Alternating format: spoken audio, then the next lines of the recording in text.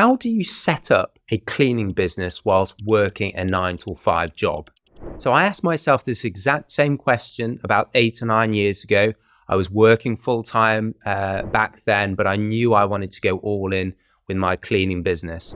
However, I did not have the luxury of being able to leave my full-time job and have many months of savings behind me where I would hope my cleaning business would start making money.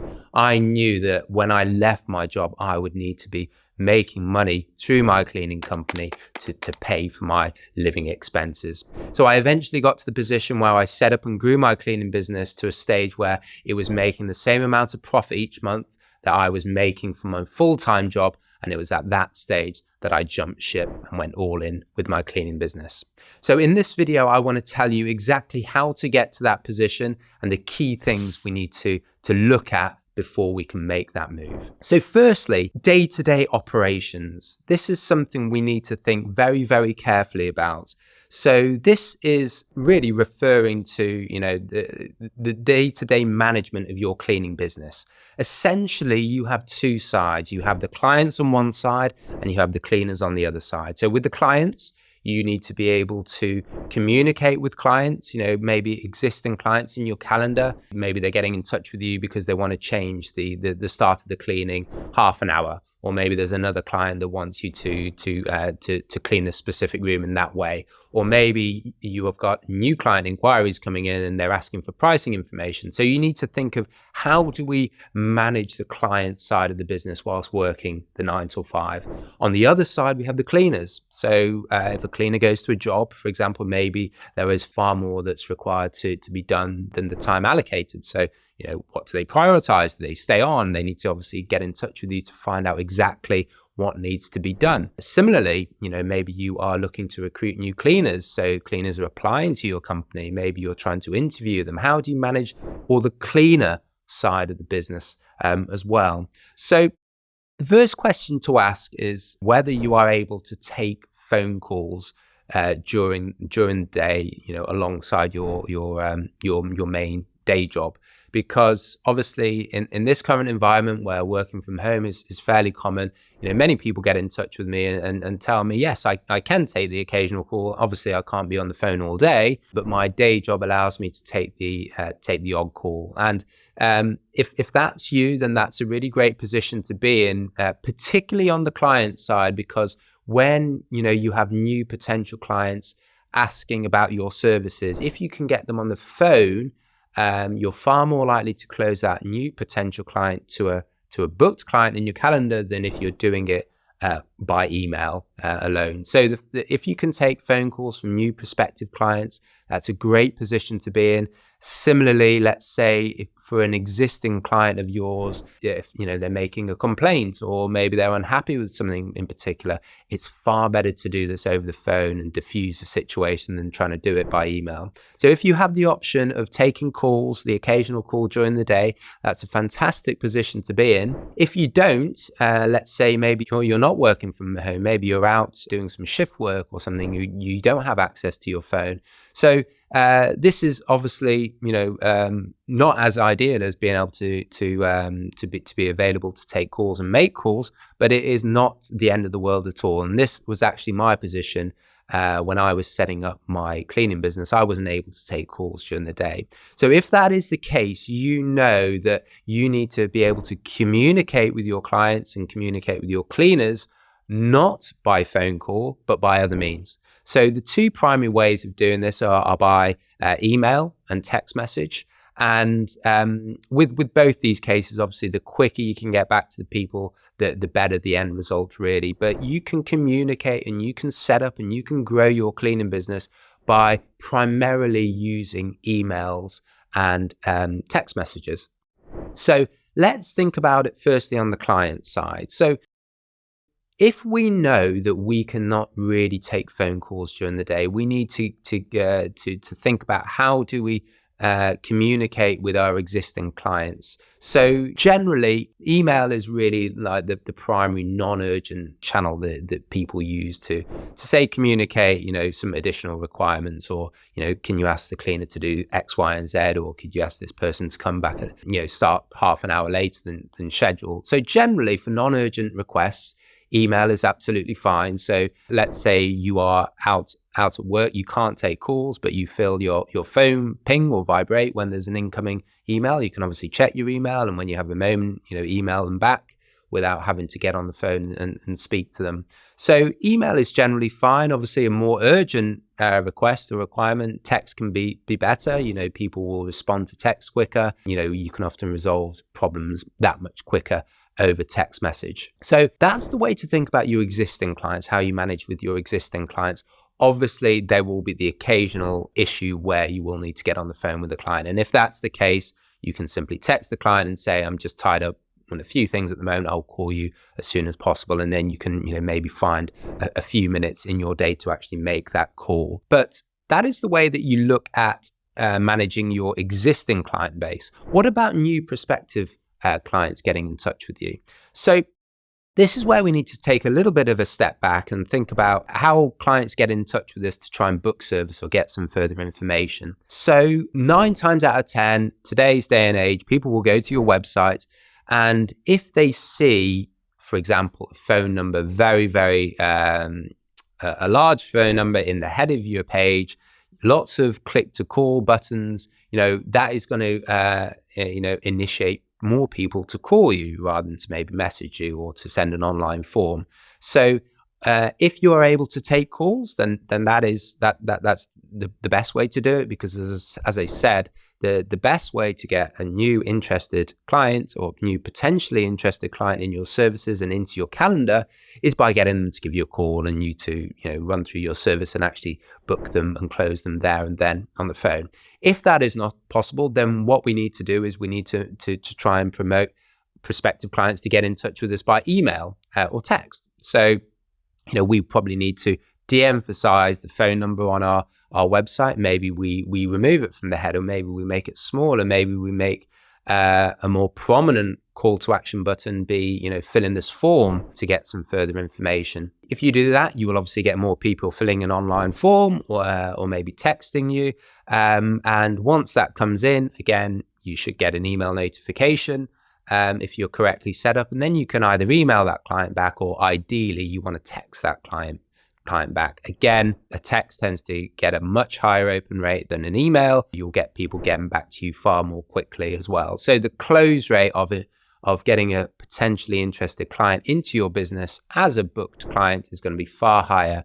The quicker you get back to people. So I would send emails and text messages to new potential clients if you're not able to pick up the phone and call them. So that is really how we manage the day-to-day operations on the client side, both with our existing clients as well as new prospective clients. So what do we do on the cleaner side? So again, let's look at our pool of cleaning staff. How do we communicate with them? So with the cleaners, again, you'll get the more urgent issues. For example, maybe they can't get into a property and, they will call you rather than message you. But what you really want to tell your cleaners is that a text message is going to be the best way, the easiest way, and the quickest way to get a response from you if you are not able to take phone calls. If you emphasize this point up first, you will probably, remove, most people will call you to make things as easy as possible, but actually you need to tell them you want to be texting them. So get them to text you if there's any issues. Obviously, in exactly the same way, if there is an urgent issue with a cleaner, they will probably call you and you probably need to message them back and say, yeah, can you give me 5 minutes? I'll give you a call in 5 minutes, and you will need to find time in your day to try and make that call. But as I said, this should be exceptional rather than routine. So get your cleaning staff to communicate with you by text message. If it's a non-urgent issue, then they can simply email you and just tell them that is the way to get in touch with you. So that is the way to manage your cleaning staff. With new cleaning applicants that are applying for a job with your cleaning business, this is really a question around how do we run the recruitment process if we are not able to take these calls. And actually, this is a little bit simpler, because if we've got clients calling us or cleaners calling us, then the reason that they call us is because they need probably an answer to a question pretty quickly. With interviews, obviously, we have a lot more ability to manage our calendar. So if a cleaner is applying to your business, they're probably filling out an online form. You can obviously review their application when it comes in. There's no urgent requirement really. Obviously you want to get back to new applicants sooner rather than later, because the best applicants tend to get hired quicker. But generally the way that we do it is that someone will fill out an online form. We'll look at the application form. If they are answering the questions in the right way, for example, if they're able to cover the areas that we require and various other things, then we invite them for a telephone interview. And we can obviously send a link to them to book in a telephone interview. We can use Calendly. There's lots of different scheduling software out there where people can pre-select a time for a telephone interview. So you can obviously set those timings around your 9 to 5, maybe first thing in the morning before work, or after work, and in the sort of early evening, or maybe even the weekends. So we've got a lot more control with cleaners who are applying to us. You can either use phone calls or you can use Zoom calls. We use a combination when we are interviewing and putting our candidates through our recruitment process. So that's a fairly in-depth run through of the day-to-day operations, because this is really the critical part of how to run a cleaning business whilst having a 9 to 5. As I said, once we decided whether we can take phone calls or not, if we can't, then we need to focus on email and text messages. That is exactly what I did in my full-time job when I was setting up my cleaning business. So it is completely possible to do that. So you want to be thinking about it in the client side as well as the cleaner side. So that is the day-to-day operations. So point 2 is then, how do we find new clients and how do we find new cleaners?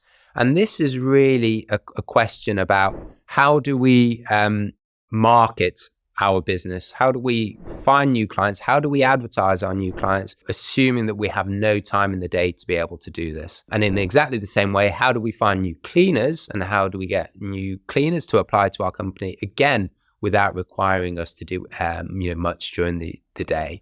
And this is where we really need to focus on online channels and digital channels. So the way not to do it, or the way you wouldn't be able to do it if you had a 9 to 5 job, is, for example, let's say you were going to networking events to find clients, or maybe you were going around various apartment blocks or condos in your area, introducing yourself to the manager or the assistant in the front desk. You obviously do not have the luxury of doing that because you have a full-time job. So the way to do it is using digital channels.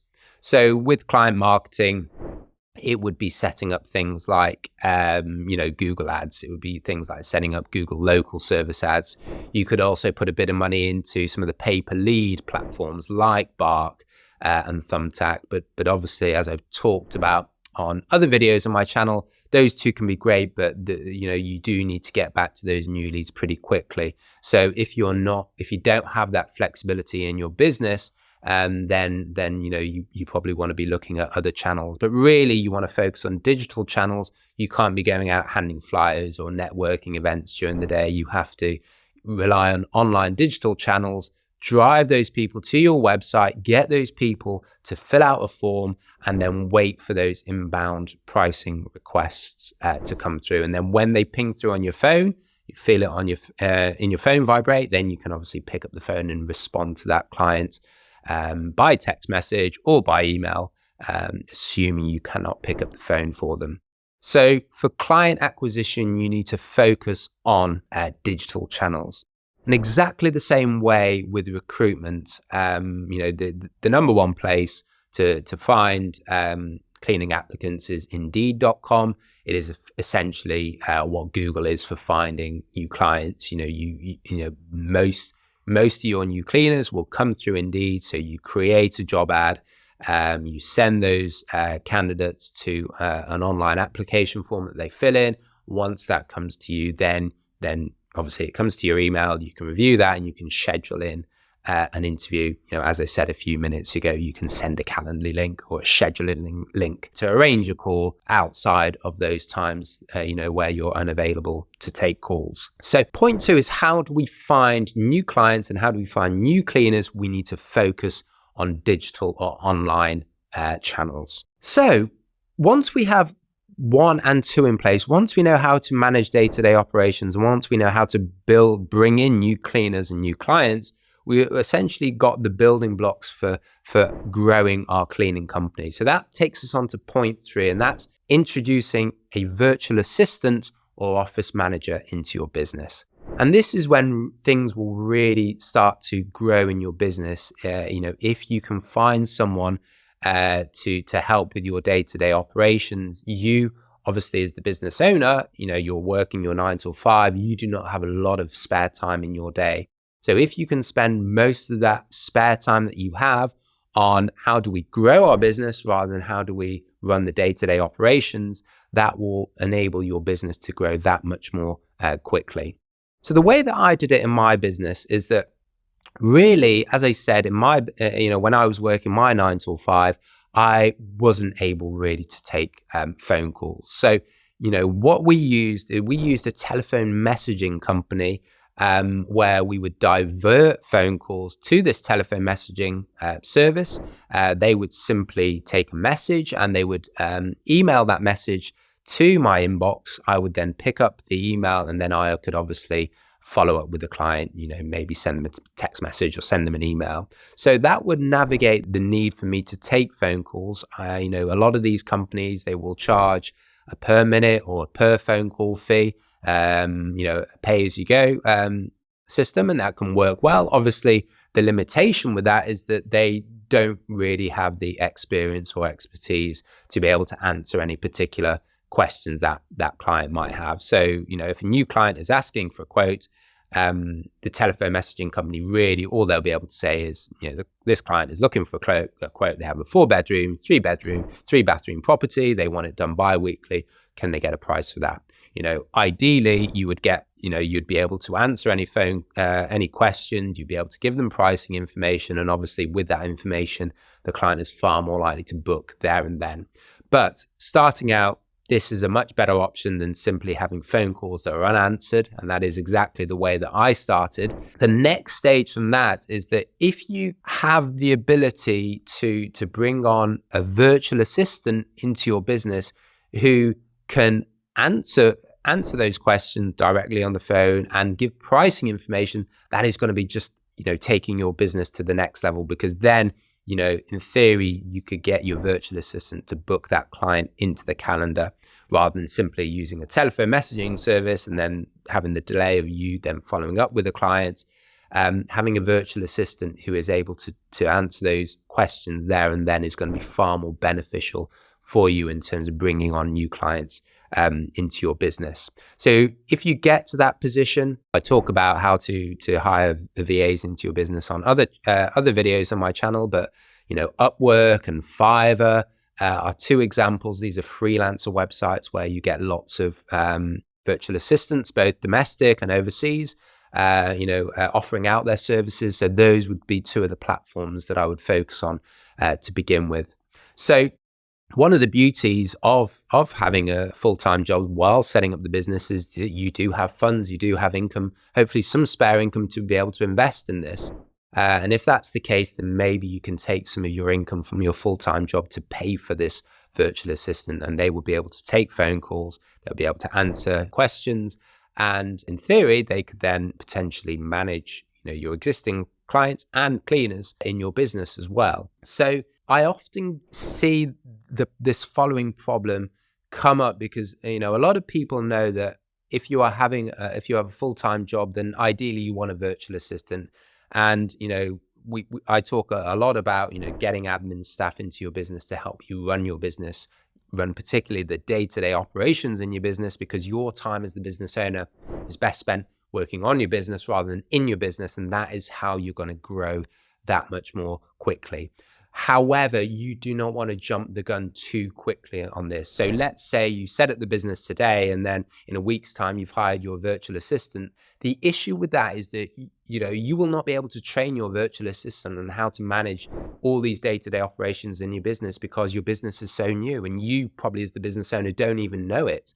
You cannot rely on your virtual assistant to be able to figure out things for themselves. You need to figure it out first of all. So I believe that even as a new business owner, you want to at least be running the day-to-day operations yourself to begin with, as much as you can. And even as difficult as that is, juggling a full-time job, as I know it was, any experience that you get, particularly in those first few weeks or months before you hire the virtual assistant, the better, because you're going to be able to tell them how to deal with all these issues, how to deal with all these problems without trying to figure it out on the fly with them. So I would just be aware that, don't hire your virtual assistant too soon. You need a little bit of experience to help show them the ropes. But then once you have got that virtual assistant on board and they do know what they're doing, then this will be a really great position for you to be in, because they can completely look after the day-to-day operations for you and you can focus on how you grow this business. So those are the 3 key pillars of how to set up and grow a cleaning business whilst working a 9-to-5 job. So in this next video, I go into a little bit more detail about how to get your cleaning business up and running, particularly, without doing any of the cleaning yourself, by hiring cleaners from day one to do the cleaning for you. And that allows you as the business owner to be completely hands-free and use your time wisely to grow the business. So in this next video, I will tell you how to grow your cleaning business without having to do any of the cleaning yourself. So I'll see you on the next one.